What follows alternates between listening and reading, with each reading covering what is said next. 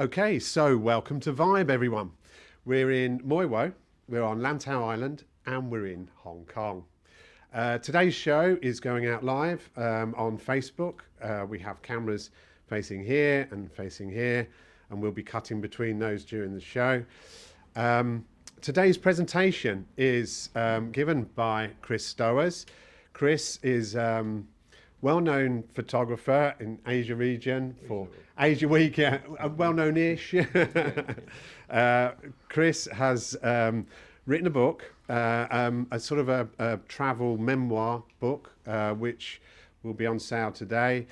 He'll be happy to sign copies of that book after the presentation. And so Chris used to be a resident of this very island, of Moi Wo. So he lived here for a while, for a number of years in the 90s. 5 years in the 90s. 5 years in the 90s. Okay, so, and without further ado, Chris Stowers, everyone. Wow. Well, thanks to Gary for this lovely venue here. There aren't many independent bookshops left. So we need to visit them and give them custom.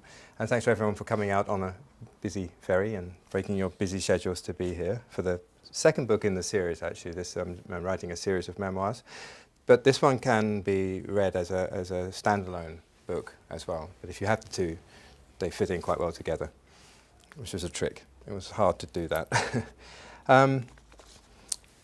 Actually, many of you know me, so you'll be familiar with these publications and with my kind of work. But for those of you who don't know me, then this is like a wall of the Hall of Fame behind. You'll notice also that many of these magazines will have taken from some time ago. That's basically because nowadays photos aren't really, there aren't many printed photo magazines like there were in the 90s and early 2000s. And most of the time that we look at photos, they're never used much bigger than on the screen of a mobile phone. So thus my Wall of Fame is getting a little aged, as indeed am I. Is anyone here a photographer? That's a silly question to ask me. I know half the people here are photographers. But anyone else? Okay, we've got some budding young photographers here. So this may be of interest to you. It's a book about, the book itself is about the life of a young photographer in Asia, which I was once. But the presentation, I'm going to sort of expand a little bit on photography in the past and where it's going in the future, if you bear with me. That was me. So this is one of the earliest Asiaweek press cards I could find in my collection. I keep everything like a as a magpie that collects things. And you know, one day everything you keep becomes useful, so my press card became useful. So Asiaweek was a formative magazine for me. I guess we all remember. Who remembers Asiaweek here? Everyone? Yeah, you're all. You've forgotten. Al used to work for them. And the great thing about Asiaweek magazine, for somebody who was untrained as me, was that they would take a risk on young writers and photographers and give them an opportunity to show their material to a wider audience and give us a start in life. I got my start with them. And every week they had in the center section a 4 double-page photo essay called Eyewitness. So 4 single photographs. And you had to tell a story with minimum captions. So it's basically a photo essay, but a very intense photo essay. And you needed the magic 4 photographs. And once you have the core of your story in 4 images with no wasted material, I think you can almost pack up your bag and go home. You've got the story. So it trained me to shoot concisely and to look for elements that make a story. And that's something I've kept with me all along the way. And of course, all the photographers in Asia hand one of my competitors to get the Eyewitness every week, because it paid $200 per picture. So you pick up $800 a week from that. Every week it was being on offer to every photographer in Asia. And yeah, I could travel easily in India for a month on $800 back in those days. So that was quite a bounty. So you always have to have like the financial incentive as well. It helps you out there. Since then, of course, times have changed. During the COVID times, I was stuck on Taiwan. Not a bad place to be stuck. It's quite a large island. And I got into making some documentaries, one for AXN channel in Singapore, which was shown regionally. This was about the Raknus Selu Trail, which is a cultural, historical trail in central mountains of Taiwan that the Taiwan government is trying to promote as a sort of Appalachian trail for Taiwan. At the moment, if you go there, you might get lost. It's not right connected yet. Looks good in the video, but in reality, they haven't quite finished the project yet. But give it 5 years, and it's a beautiful place to go and explore. So I've been doing stuff like this to keep myself occupied. All right, that's not my photo. So if you'll indulge me a little bit, I want to take us right back to the beginning of photography. And that's this photograph. 1838, Louis Daguerre, before he turned his camera around, pointed it out of the window and took a picture of what he saw in his street. There were some attempts at photography before, but this was the first one taken with an actual, through a lens on a camera to capture the image. And as you can see, Paris in 1838 was empty. Of course, the first picture, like many pictures, was a lie. That's a 7-minute time exposure. So anyone moving, anything moving would have become invisible. Apart from one man. Can you see one man? The first man to be photographed. And he didn't even know he was being photographed. What's a camera? In 1838. And can you spot him in there? And we don't know who he is either. No? What quadrant of this picture are we talking? Bottom left. Yeah. He's having his boots shined. He was probably standing there for about 3 minutes, and he was long enough to appear in the photograph. He has big boots. They have to stay there 3 minutes each boot, probably. But this technology, painting with light, because at the beginning photography was seen as sort of stealing. It was a competitor to painting, basically. So painting with light was a technology like AI today. It swept the world, even in an unconnected world like then. By 1839, 1 year later, in America, other side of the world, Robert Cornelius, a photographer, decided to turn the camera on himself, take a picture of and take the first selfie in the world. It's just 1 year after the first picture had been taken. So it's kind of parallel to our world now, how quickly something that it bites the imagination and can take over the whole world. In fact, if you set the format for selfie portraits pretty much right back with the very first one. You could take one of yourself, and with a bit of Photoshop, you can make, like I did yesterday, and turn that into a very similar copy of the very first selfie in the world. But I prefer film version. Even a digital copy of a film photograph seems better than digital. Digital seems a bit too sharp and too realistic. It's more dreamy, something taken on film. And he would have to have sat still for quite a long time for that, even that exposure to be taken. So, yeah, there's always a constipated look on people who are sitting for photographs in the old days. So, where am I going with this? Good question. For the beginning of photography in the 1840s until the 1940s, it's 100 years, when you could say the modern era of photojournalism began with Robert Capa, Magnum photographs, and World War II was a great showcase for that work. Cameras became smaller. That was still, of course, all on film, with chemicals. In that first 100 years of photography, 1840 to 1940, anyone hazard a guess as to how many photographs were taken? Someone's done a calculation. There is a number. 10,000? Sounds like a lot, no? A few more than that. And first 100 years, it's 100 years. Yeah, people have got lockets and family photos and you can cast them, no. 100 million, that's a jump. No, 5 billion. 5 billion photos in the first 100 years of photography. And they were all done on paper or onto glass, onto metal plates with dangerous inflammable chemicals. And so, yeah, it became quite a big business quite quickly. However, two technologies have come along recently, mobile phones and digital photography. Can you imagine now how long it takes to take 5 billion photographs? That's overconfident. One day. So in 1 second, 57,000 photos have been taken. Probably more since I put this presentation together because more people have bought a phone. Hans, how can we compete in a market when 57,000 photos are being taken in each second? You know, 3 or 5 seconds, and quality shines through. Yes, well, 3 or 5 seconds is enough. All the photos I've taken in my life. So there's no way an individual can really compete in this market, but I'll delve into this a little bit more later. Where are we going? All right. So, for me, however, I think, and for most of us, it's our imagination that made us into photographers. So when I started in photography, it was still the film era. And I had no idea that these 5 billion pictures were being taken at that time, probably every week, 5 billion pictures were being taken when I started off. And all through my childhood, I'd had the example of my grandmother's photo album from Africa when she was there in the 1930s. This photo shows my Uncle Martin and my Auntie Barbara on the left-hand side in Rhodesia, Zimbabwe, back in the 1930s. So this was one of the first 5 billion pictures taken in the first 100-year period.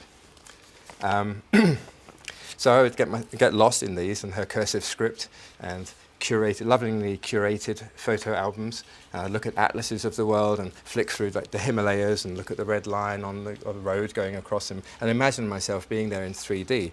Now you can do that on Google Earth. Zoom in on a satellite, go on a street view, look at Tibet for yourself. Why would we bother to go all that way there? Why would we bother to take a picture when 5 billion pictures are being taken in a day? It's just a question I'm asking because if anyone knows the answer, please tell me afterwards. Well, it leads me on to a section from the book, an extract from the book. And there's a picture to go with it, sort of imagining yourself on a train trundling through China for 4 or 5 days, looking out the window and imagining life and photography. And I speak for myself here when I say, I am a dinosaur. I belong to that odd minority who prefers travel to be slow, incremental, uncomfortable even. You should feel travel, be jolted by it, and in that discomfort be reminded you live. The methods I favour are the ship and the train. Travelling this way, feeling every rail joint and ocean swell, is not at all swanky. It is far from what the holiday brochures preach. What you're buying into there is the glossy photography, and let me tell you, a photo can be a misleading thing. It's what I choose to make it. The less frantic the mode of transport, the less emphasis placed on arrival, the greater the suspension from time and place. Destinations are just the alibis we tell people so they let us go.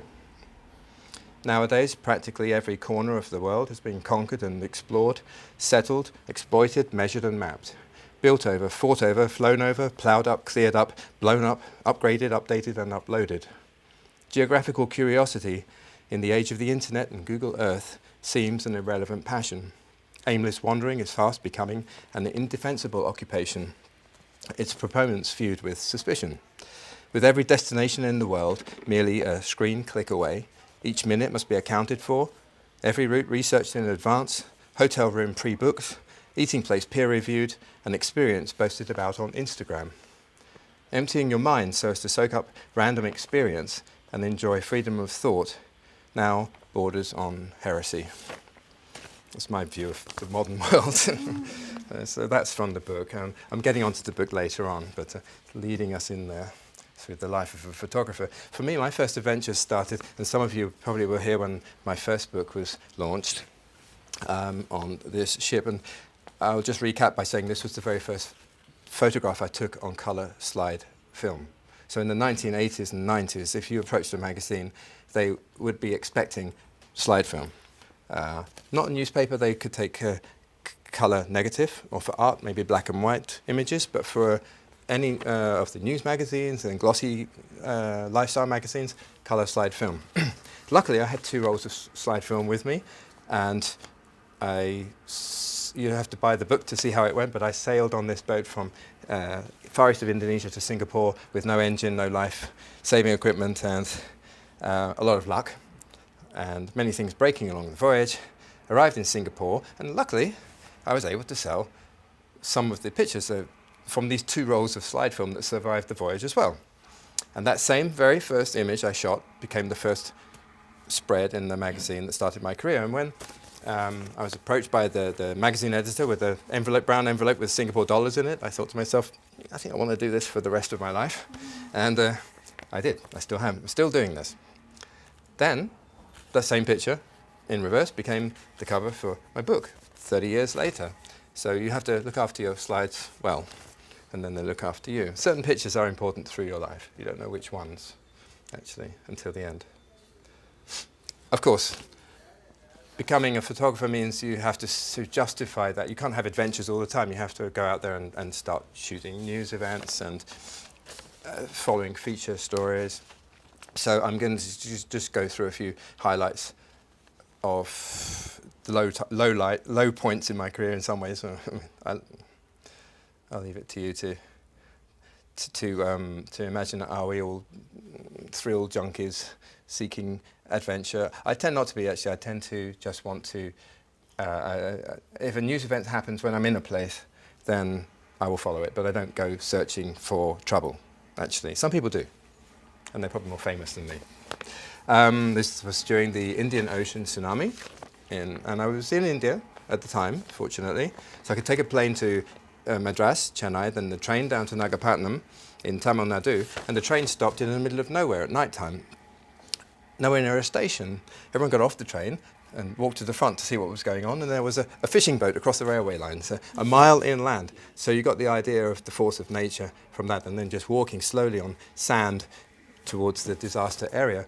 And I got there 4 or 5 days before the news agencies and even some, and the aid agencies. And that was quite a raw experience. Then the aid agencies arrived with their pockets full of money because people were donating like crazy. The Indian Ocean tsunami was, that really got people pouring money into all the aid agencies. And then, of course, this story just turned into a survivor's tale. And every story, be it an earthquake or a drought or a famine or a war, always ends up with just being a human story of survival and getting on picking up your life again. It all distills down to that. Same year, busy year for news, 2005. We have the Kashmir earthquake in Azad Kashmir. The entire town at the epicenter had been crushed. No single building left standing, apart from the newest structures, which were the telephone towers. So you could get a great signal, but you couldn't find anywhere to stay, or fresh water, or food, or anything. So we would fly around in Pakistani army helicopters to remote valleys, picking up people in need of medical care, and come back to a main staging post where there was a first aid centre. And this is the difference between, I think, writers and photographers. The writers could be back in Islamabad filing their stories. The photographer, you can't take a picture from Islamabad. You have to be there. And in a way, by doing that, you're taking the same risks as the people that you're photographing. And there is a subtle recognition between the people being photographed and the photographer that it's okay to photograph in these situations, because they realize your photograph could, in the end, help their situation. And so we grow quite close to the stories and take them quite personally sometimes.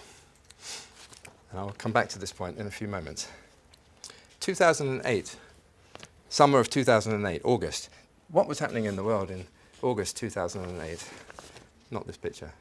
Up in China, yes, the Olympics.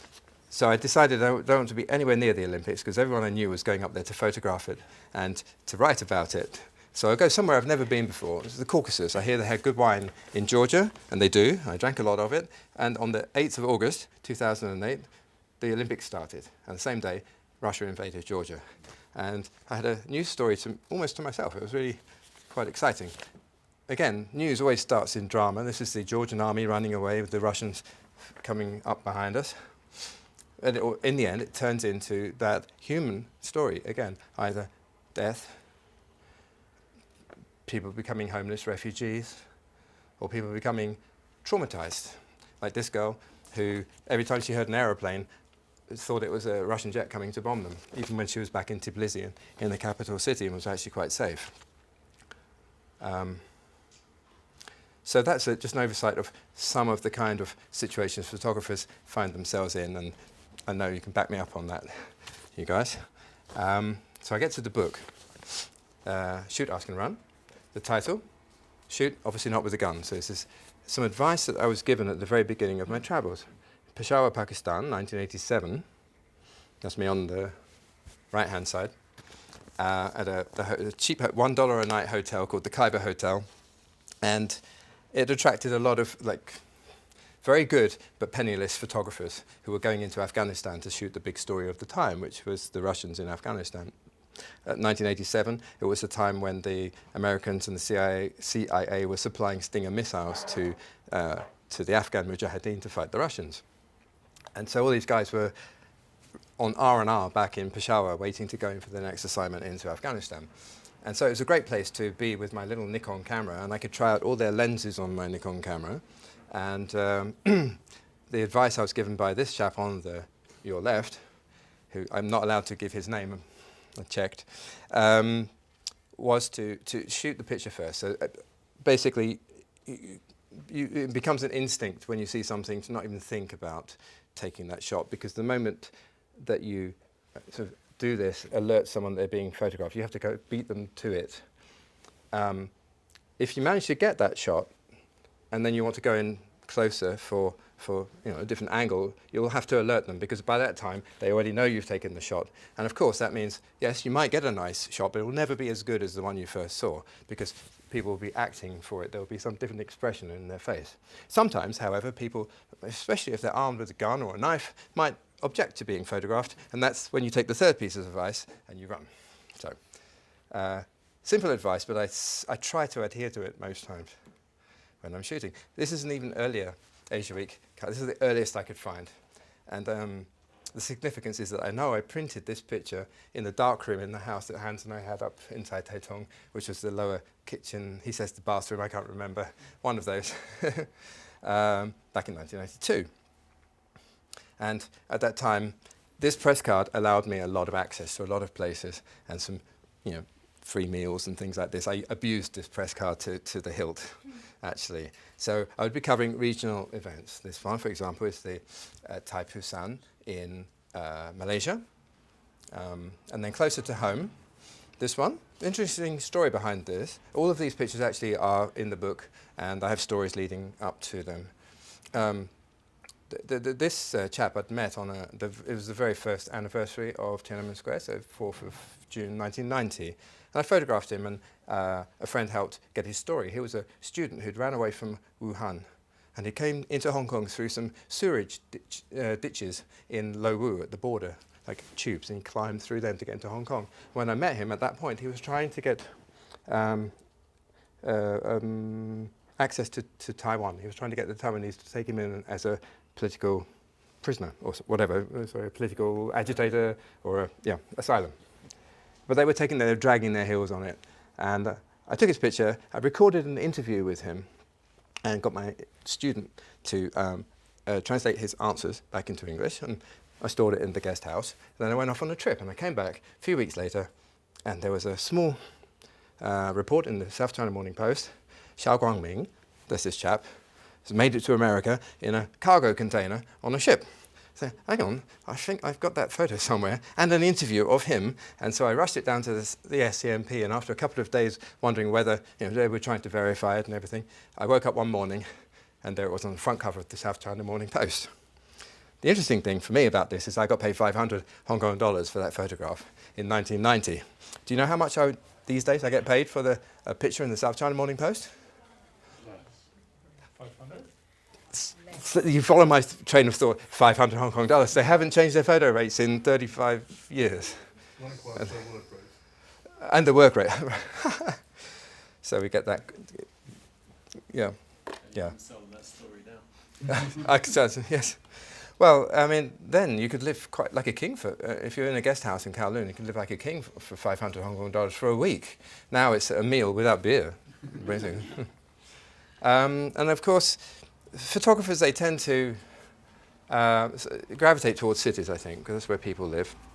And for me, the first big city I ever explored as a photographer in this new career as a photographer was Hong Kong. I wasn't in London. I was in Hong Kong when I had a chance to get a fancy camera and to sell my photographs. So like Stiglitz in New York or Cartier-Bresson in Paris or something like this. I'm not at that level, but you choose your city and you work it, and you get to know at what time of day you need to be in Central to get the light coming from a certain building that's reflecting onto that crossroads, and exactly at that time you get the best shot. And you intimately become, it's a magical process that comes in through the lens and imprints it on your brain, and I still remember it to this day in central Hong Kong, where I've spent so many hours just studying angles and buildings and transport. This one, I had no idea this lady was there. It was a 1 second time exposure, and it was just a jumble of people. I didn't spot her. She wasn't isolated in the crowd. Of course, 2 weeks later, I take the photos to Colour 6 and get the slide film processed. Looking through, one of them stands out, this one. And she was wearing an orange dress as well, which really helps to pull her out of that picture. And then that was later on sold to a German magazine for a double-page spread. So I was wandering around the streets. This was how I was kind of making my living. I was still teaching English at the same time at this very early stage. This is 1990. Okay, now we get on to some Hong Kong history. This was for Asiaweek. I was sent down to cover the eviction of people from Kowloon Walled City, so November 1991. And actually I was up on the roof, and the noise of my camera shutter alerted the police, these guys, that I was there, and I was escorted politely back down to the ground floor. But I managed to escape from them at the bottom because the whole building was plunged into darkness. The electricity had been cut to the whole complex. And for months I'd been going backwards and forwards to Kowloon Wall City, trying to find like a temple structure that was built in the middle. It's like a yamen. It's a Qing dynasty magistrate's house or office. It looks like a temple. And I'd heard that the whole of the walled city was built around it. And I could never find it on every trip. But having been chased by the police downstairs, or escorted politely downstairs by the police, and getting away from them, and then just by chance I stumbled across it. And then apparently they didn't destroy it. It's still there in a park, but the rest of the complex has come down. But I haven't been back to verify whether it's there. But if you can see here, you've got 1, 2, 3 floors, and above it 11 floors of houses that for decades have been throwing rubbish out their windows, and it's been caught by this grid. And it felt like being at the bottom of some subterranean well, or so, a cave. It was amazing. But I was so happy I got that shot, and then that was used quite widely, actually. So I thought, in honour of being back in my old stomping grounds in Lantau, and I have not been here for 20 years, that I would read something that happened just out here in New Year's Eve, 1989. And as an impression of, who here has lived on Hong Kong for a while? Ed, you have? Over the years? Any other residents of Lantau? Lantau, no. Oh, one. Okay, so you might remember this, Ed, from the... Okay, so what's happening? I'm coming in on New Year's Eve from Tsim Sha Tsui, and we're coming on the ferry. And I don't know if you were with me, John, but I mentioned that I was with you. Coming, yes, was it you? That's the funny thing, writing memoirs. I do have diaries where I get all these stories from, but sometimes people get muddled up in my mind. So I put your name down in here. It can or cannot be you, and you can deny that if you like later on. But okay. So Lantau, 1989, New Year's Eve. If you can imagine, the neon lights on the Silvermine Bay Hotel often were not all functioning. So vermin be hot. The neon red signage of Silvermine Bay Hotel blinked appetizingly as we docked in choppy waves at the swaying jetty. I remembered this Lantau, wind-blown and salty-aired from the last time I lived in Hong Kong a few years back. At the Flagstaff pub, I don't know if you remember that, that's just down the road past the Fusion supermarket. A bit further, there was this very famous pub everyone used to stop at. It's not there any longer, we just had a check.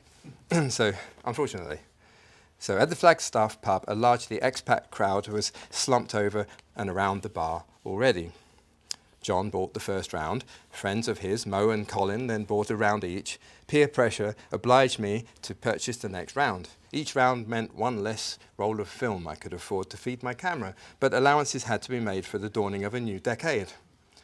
The sequence was repeated, this time in reverse. We'd missed the message that it was a turban party, Someone was kind enough to lend me their woolen scarf, which I wrapped around my head. Computer programmer Simon had, not this Simon, another Simon, had his skull encased in a bandage, painted with red nail polish, blood. "I'm Captain Danger," said he, already 2 sheets to the wind, the Lantau Island superhero. It was a nickname he'd picked up following a particularly spectacular bicycle crash in Tai Tai Tong. That's the thing about being an expat. You don't have any choice in your friends. We're all expected to stick together like a football team, lamented Mo, a bubbling, peroxide, crew-cut new ager dressed fluorescent and artsy. "So what are you then?" "I'm a photographer," I replied, hiding behind that lofty aspiration rather than admitting that my bills were still largely paid teaching English. "Oh, you seem a bit young," said Mo. A lot of people reacted this way. There was such a preconceived notion about photographers. Generally, cameramen were imagined as mature, womanizing loners, part James Bond, part Marlboro Man, one who could stare down an enraged lion in the Serengeti while charming the pants off a blonde with worldly wise banter and adept adjustment of the cufflinks. I peered into my pint in search of a witty comeback or cracking escapade to relate, but only bubbles rose through the amber.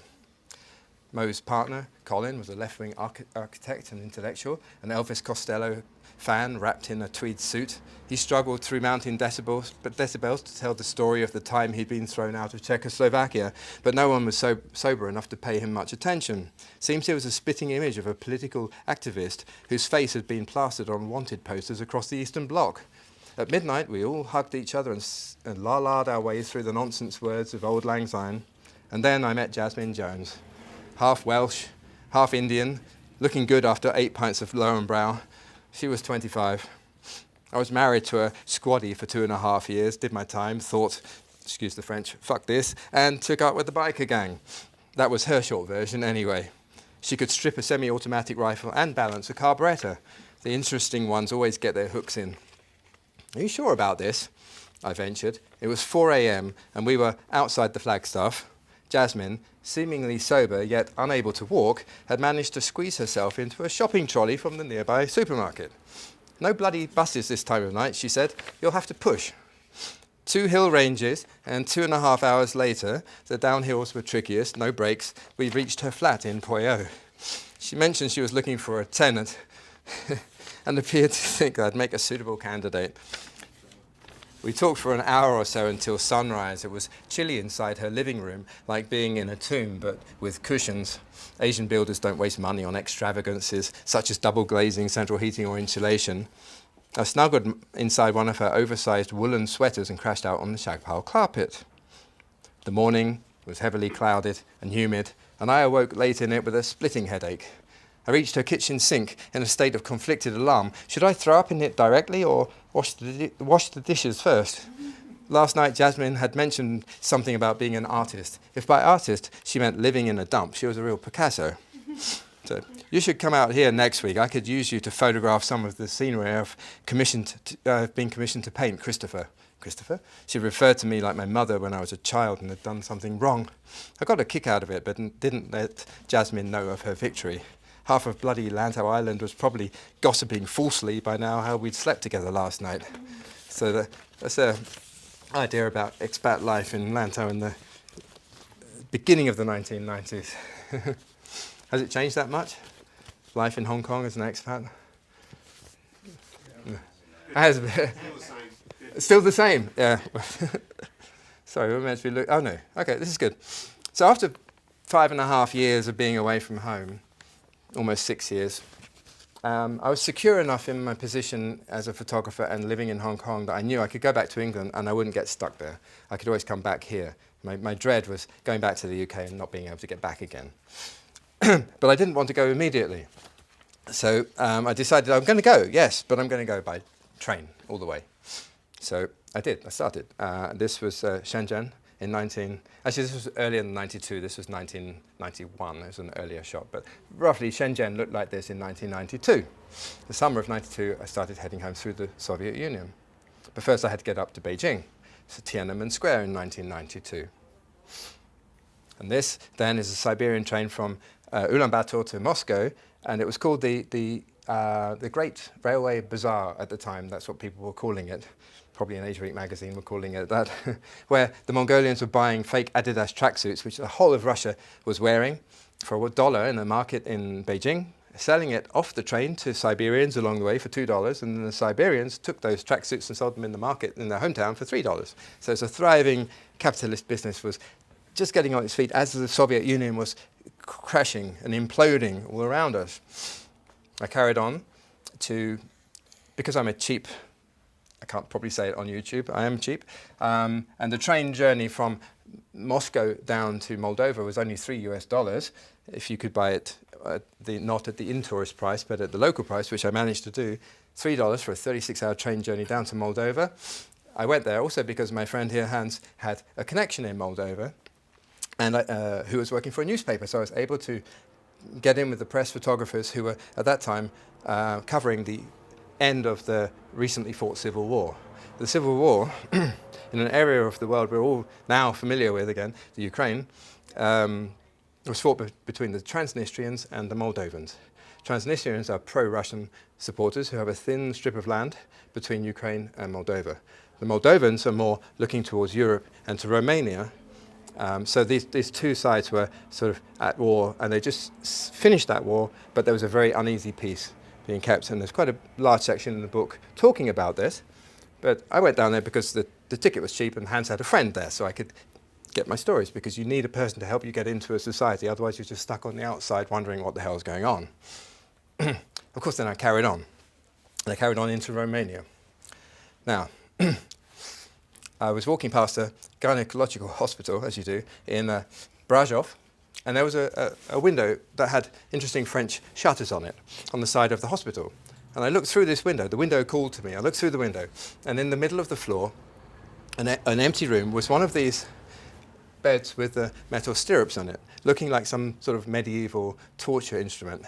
And it was lit by a single beam of light. It was like a sign that I had to get into that hospital and see what was going on. And I knew I wouldn't be able to leave Romania and carry on with my journey until I'd been in there. And luckily, 1992, the dictator Ceausescu had been deposed 2 years earlier with a bullet deposed.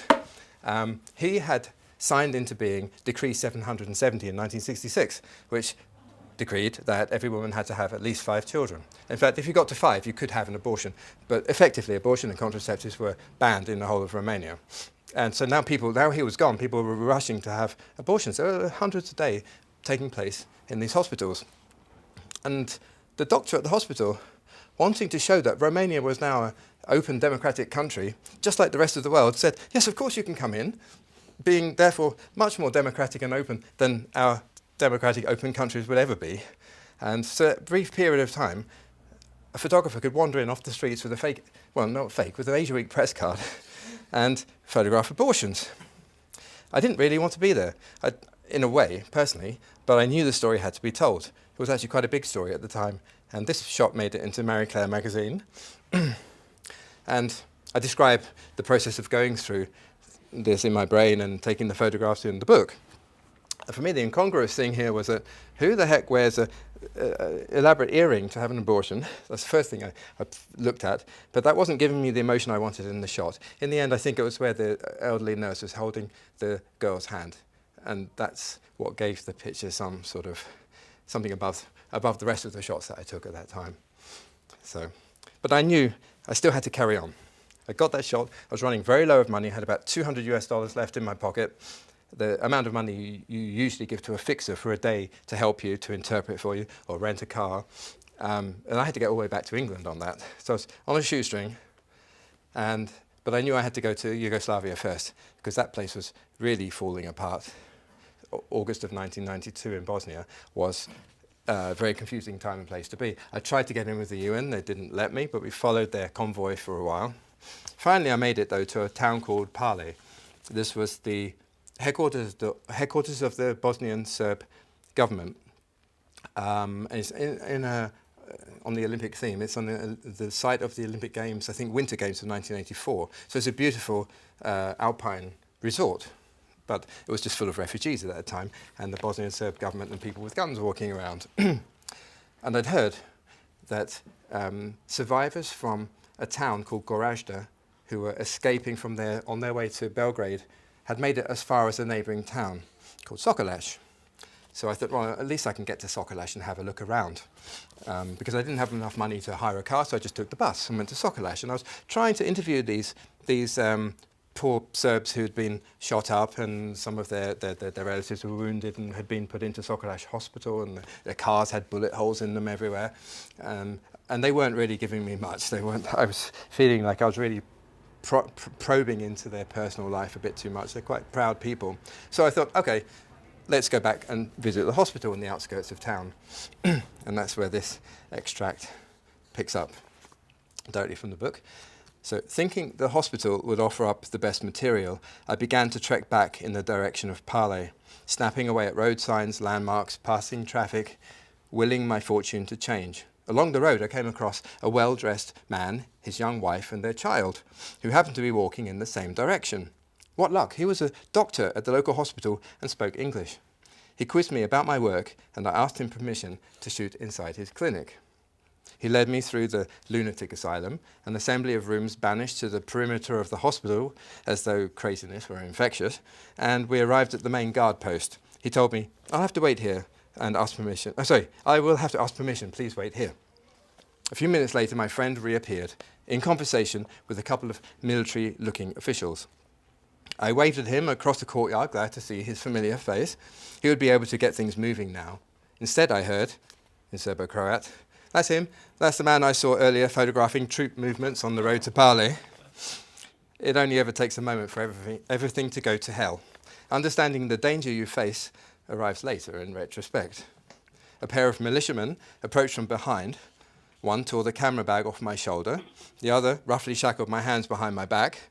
I was pressed firmly into the front passenger seat of their VW Golf. The guard, sitting behind me, jammed his pistol in my neck. Problem, the driver growled, meaning for me. The cuffs forced me forward until my head almost touched the windscreen, which was pierced at eye level by twin bullet holes. So, this was it, the thrill I'd been seeking ever since kissing goodbye to Eva on the nighttime platform in Arad. And for that detour into romance, you have to buy the book. And embarking on this frivolous detour into danger. A danger that suddenly felt worryingly real and very personal. To be honest, it was a path I'd been on a long time, ever since the first wave of bomb blast adrenaline back in Peshawar, Pakistan. 6 years of experiences and escapades, and they'd all been secretly in cahoots, patiently leading me on to this one day, a specific set of map coordinates deep in some unseeing glade of the Dinaric Alps, and an unmarked grave, unremarkable among so many. I was not special, after all. I'd had a good run, but I should have guessed I'd never really be allowed to make it home. Worst of all, I only had myself to blame. What degree of idiot goes strolling through a country under siege, casually snapping away at vital parts of infrastructure? What kind of foreign correspondent can't afford to hire a car or interpreter? I cursed myself for not having told anyone at the press centre where I was heading. The AK-47 that belonged to the unshaven driver lay across his lap, its muzzle pointing at my knees. The weapon wobbled and slipped each time he changed gear or slammed on the brakes. My leg joints began to shake, and not entirely from indignant rage. "I'm not a spy," I croaked, an octave higher than aiming for, my throat scratchy and dry. Even my trait of voice was in on the act.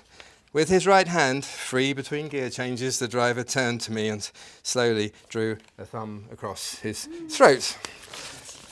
So I was wondering whether to make a grab for the machine gun or try and jump from the car at a slow bend and run for it. Wouldn't that present my captors just the excuse for target practice they were itching for? Instead, I sat and stewed, working myself up into a right stomping mood. Why the hell did I ever leave such a comfy setup in Hong Kong? So my advice to anyone in that situation, you read the book, you can see what you do to get out of that situation, but if you envisage yourself as a victim, or if you play a victim, then you will become a victim. So don't go silently, quietly into that night. And that's it with the readings, actually. So we have a question and answer session, I believe, Gary. So. Excellent. Thank you so much, Chris. Big hand for Chris Stowers. That Thank you very much. was really engaging, really enjoyable. So what we're going to do from here, we'll take sort of 10, 15 minutes of questions. And if you've got a question, just raise your hand and I'll come over and I'll hold the mic for you. And we'll take the question. Just to let you know, this is the book. It's on sale here today, $200. Only today. Yeah, only today. Then it'll go up to 500, I think, tomorrow. Yeah. Okay, so who's got some questions? Yeah, hang on. Oh, okay. No. I see. Oh, thank you. No, I just everyone here has sort of evolved with the technology, in professional and personal lives. I was just wondering your journey, because I am very impressed. I've worked with a lot of photographers in my time, and very impressed with the way they adjust. You came with film, then negatives, slides, then digital. How and the digital technology just keeps exponentially Yes. advancing. Yes. Which you may or may not use that word, but how did you adapt? How did you learn? Did you have to take crash courses, or is just No. just by yourself? Well, I'd start by saying that I keep all my film cameras, but as soon as a digital camera is out of date, I get rid of it and just buy the latest one. But for some sentimental reason, I keep the film cameras. I think they are works of art in some ways, and you can always find a film to put in them. It doesn't matter if they're 100 years old or however old they are. So they're still usable. But a digital camera just deteriorates until it's unusable and is overseeded by the latest technology. Doesn't answer your question exactly. I was drawn kicking and screaming into the digital age just because magazines needed the pictures quicker than you could possibly do by slides. So you're forced to adapt. I got a mobile phone, a smartphone, just because some clients needed me to have a modem on it so I could send my pictures remotely on time. So it's that.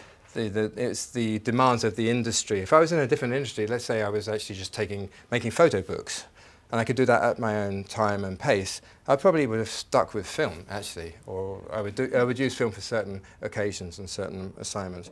But in terms of competing in the modern day, it's horrible. You can't avoid it. You have to join that snowball to whatever the end destination is, and we're rapidly approaching it, I think.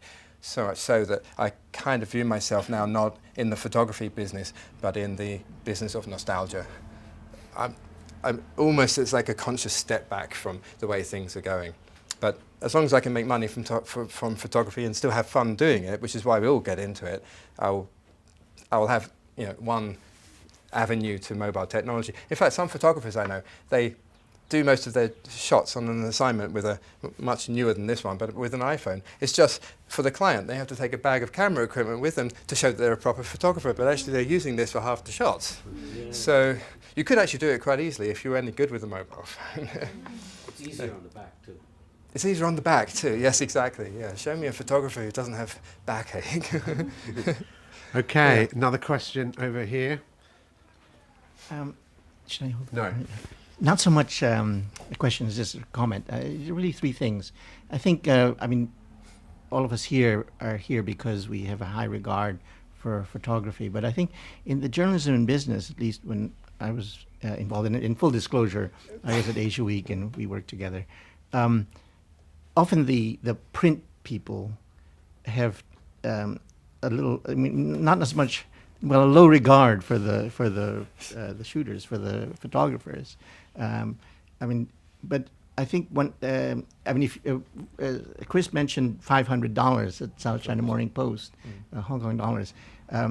If you wrote say an op-ed piece for the South China Morning Post back then, and even now, you'd get the writer would get 2,500 Hong Kong dollars. So that might give you an idea of the difference in scale and payment compensation for the photographer versus the writer.